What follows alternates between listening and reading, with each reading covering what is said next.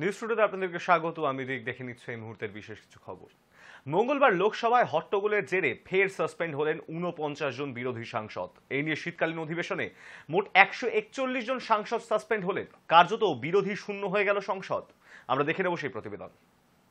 সংসদে হট্টগোলের জেরে মঙ্গলবারও লোকসভায় ৪৯ জন বিরোধী সাংসদকে সাসপেন্ড করলেন স্পিকার ওম বিড়লা। গত সোমবার সংসদের দুই কক্ষ মিলিয়ে মোট ৭৮ জন সাংসদকে সাসপেন্ড করা হয়। গত সপ্তাহে বৃহস্পতিবার লোকসভা থেকে সাসপেন্ড করা হয়েছিল ১৪ জন সাংসদকে। চলতি অধিবেশনের মতো আর কোনো অধিবেশনে কখনো এতজন সাংসদকে একসঙ্গে সাসপেন্ড করা হয়নি। অনেকেই মনে করছেন মঙ্গলবার কার্যত বিরোধী শূন্য হয়ে গেল সংসদ। মঙ্গলবার সাসপেন্ড হওয়া সংসদের তালিকায় রয়েছেন তৃণমূলের মালা রায়, সুদীপ বন্দ্যোপাধ্যায়, সাজদা আহমেদ, কংগ্রেসের শশী থারুর, মনীষ তিওয়ারি, কার্তি চিদম্বরম, এনসিপির সুপ্রিয়া সুলে, এনসির ফারুক আবদুল্লাহ, এসপির ডিম্পল যাদব সহ প্রমুখ। সংসদের ভিতরে খারাপ আচরণ, সংসদের গরিমা নষ্ট এবং স্পিকারকে অবমাননার অভিযোগে এই সাংসদদের সাসপেন্ড করা হচ্ছে বলে জানানো হয়েছে।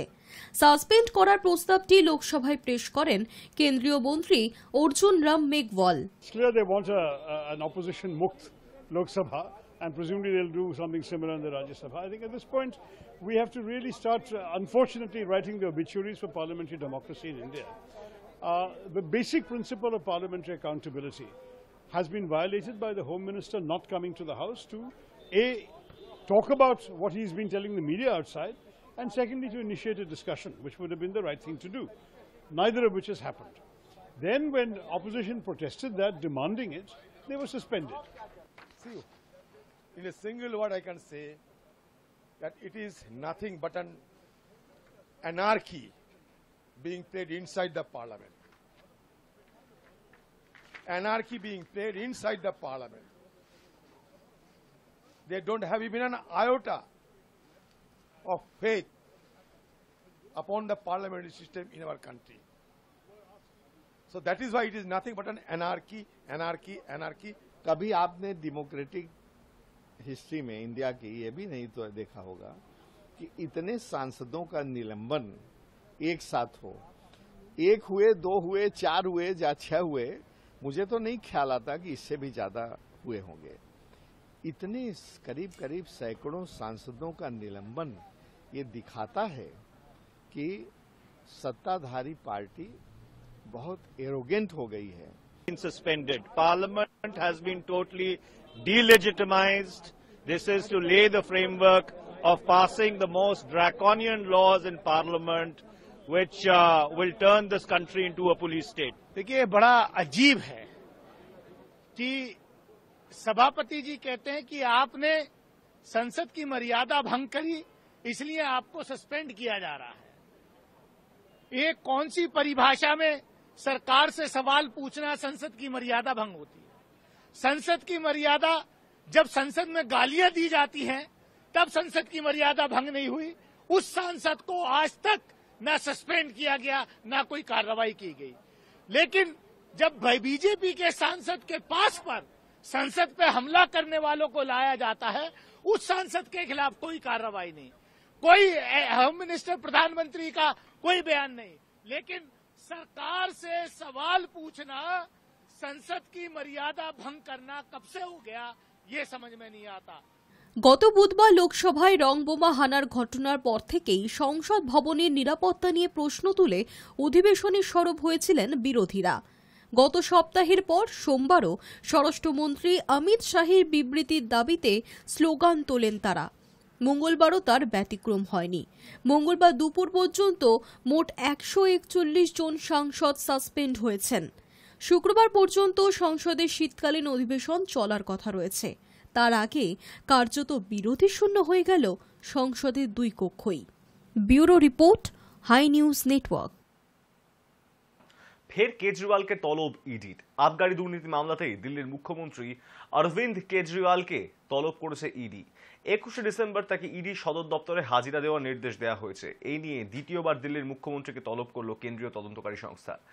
উল্লেখ্য, এর আগে গত 2 নভেম্বর আবগারি দুর্নীতি মামলায় অরবিন্দ কেজরিওয়ালকে তলব করেছিল ইডি।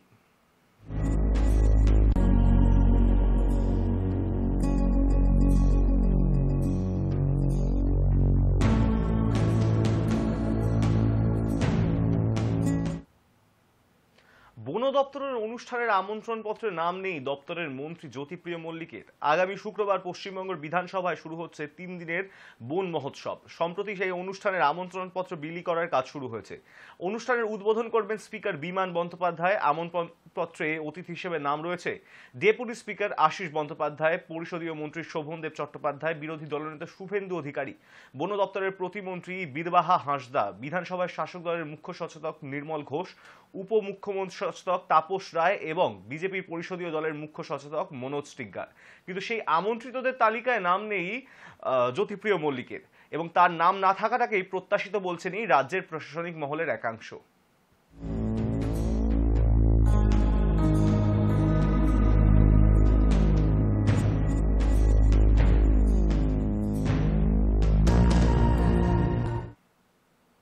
আদালতে পিছিয়ে গেল মহুয়া মৈত্রের শুনানি। সাংসদ পদ খোয়ানোর পর দিল্লির বাংলো ছেড়ে দেওয়ার জন্য নোটিশ পাঠানো হয়েছিল তাকে।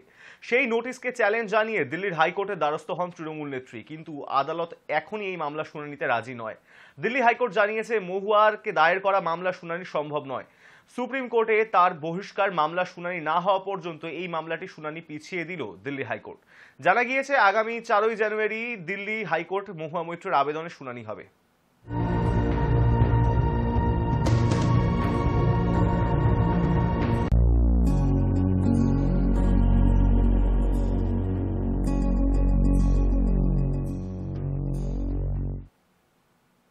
মঙ্গলবার রাজধানীতে বিজেপি বিরোধী জোটের INDI এর বৈঠক। তার আগে ঐক্যের সুর সংসদ ভবনের বাইরে। প্রতিবাদে সামিল রাহুল গান্ধী সহ শরদ পাওয়ার, সুদীপ বন্দ্যোপাধ্যায়রা। সংসদ থেকে 92 জন সাংসদকে সাসপেন্ড করার প্রতিবাদে এবং রং বোমা কাণ্ডে প্রধানমন্ত্রীর বিবৃতির দাবিতে গান্ধী মূর্তির পাদদেশে অবস্থান বিক্ষোভ শুরু করে বিরোধীরা। পরে তারা সংসদ ভবনের মূল প্রবেশদ্বারে সিঁড়িতে বসে সরকারের বিরুদ্ধে ক্ষোভ উগরে দেন। मुर्दाबाद मुर्दाबाद मोदी शाही मुर्दाबाद मुर्दाबाद मुर्दाबाद मोदी शाही मुर्दाबाद मुर्दाबाद मुर्दाबाद मोदी शाही मुर्दाबाद मुर्दाबाद मुर्दाबाद मोदी शाही मुर्दाबाद मुर्दाबाद मुर्दाबाद লোকসভা ভোটের আর বেশি দিন বাকি নেই, তার আগেই নিজেদের গুছিয়ে নিতে আজ ফের বৈঠকে বসছে বিজেপি বিরোধী দলগুলির যৌথ মঞ্চ INDI এ আজ বৈঠক দিল্লিতে।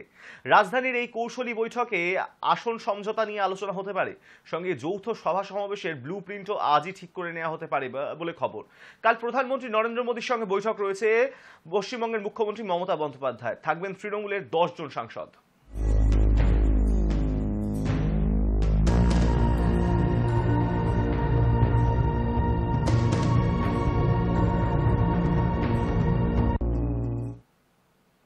হাওড়ার রানীহাটি এলাকার একটি পেপার মিলে আগুন। দাহ্য পদার্থ থাকায় দ্রুত আগুন ছড়িয়ে পড়ে। ঘটনার খবর পেয়ে ছুটে আসে দমকলের 5টি ইঞ্জিন। হাওড়ার রানীহাটি এলাকায় পেপার মিলে অগ্নিকাণ্ডের ঘটনা ভোর 4:30 নাগাদ এই পেপার মিলের আগুন লাগে বলে জানা গিয়েছে। সেই সময় শ্রমিকরা কারখানায় কাজ করছিলেন। দেখতেই পাচ্ছেন যে যেভাবে দাউ দাউ করে আগুন জ্বলছে, তাতে দাহ্য পদার্থ থাকায় আগুন আরও ছড়িয়ে পড়ে। মুহূর্তের মধ্যেই গোটা কারখানায় আগুন ছড়িয়ে যায়। কী কারণে আগুন লেগেছে তা এখনো স্পষ্ট জানা যায়নি।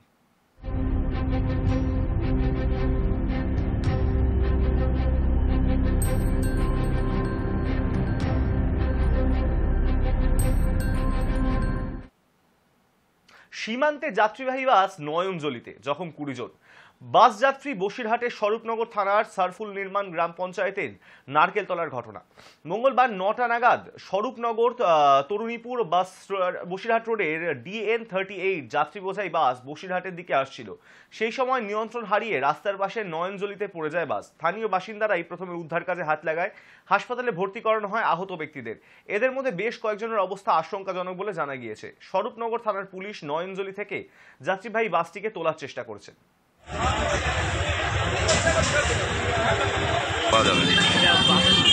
বাস তো ভালোই চলছিল, চলতে হঠাৎ গাড়ি দেখি সামনের দিকে কাজ হয়ে গেল, যে গর্তের মধ্যে পড়ে গেল।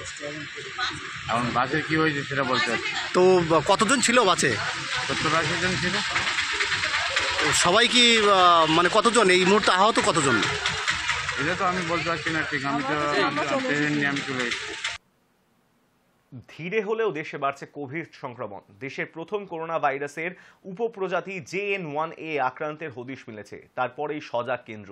রাজ্যগুলিকে 7টি নির্দেশ পাঠানো হয়েছে। নির্দেশিকায় আসন্ন উৎসবের মরশুমে সতর্ক হতে বলার পাশাপাশি ইনফ্লুয়েঞ্জার মতন রোগের বাড়বাড়ন্ত হচ্ছে কিনা নজরে রাখার কথা জানানো হয়েছে। সেই নিয়ে রিপোর্ট দিতেও বলা হয়েছে রাজ্যগুলিকে।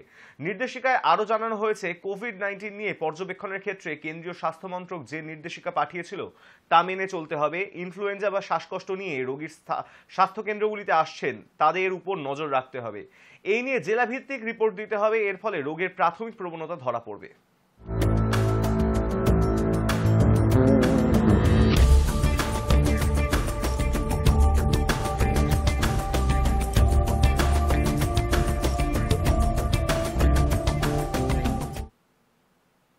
উত্তর ভারতে যখন শৈত্যপ্রবাহ, দক্ষিণ ভারতে তখন তামিলনাড়ুতে লাগাতার ভারী বর্ষণে বানভাসী। রবিবার একটানা বৃষ্টির পর একাধিক বাঁধ থেকে জল ছাড়ায় বিস্তীর্ণ অঞ্চল ভেসে যায়। সূত্রের খবর, দুর্যোগের জেরে রাজ্যের বিভিন্ন জায়গা থেকে 3 জনের মৃত্যু হয়েছে। চলছে উদ্ধার কাজ। ত্রাণ পৌঁছে দিচ্ছে বায়ুসেনার হেলিকপ্টার। উল্লেখ্য, সোমবার রাত পর্যন্ত দক্ষিণ তামিলনাড়ুর 39টি অঞ্চলে ভারী বৃষ্টি হয়েছে। বিপজ্জনক পরিস্থিতিতে 4 জেলায় হলুদ সতর্কতাও জারি করেছে প্রশাসন।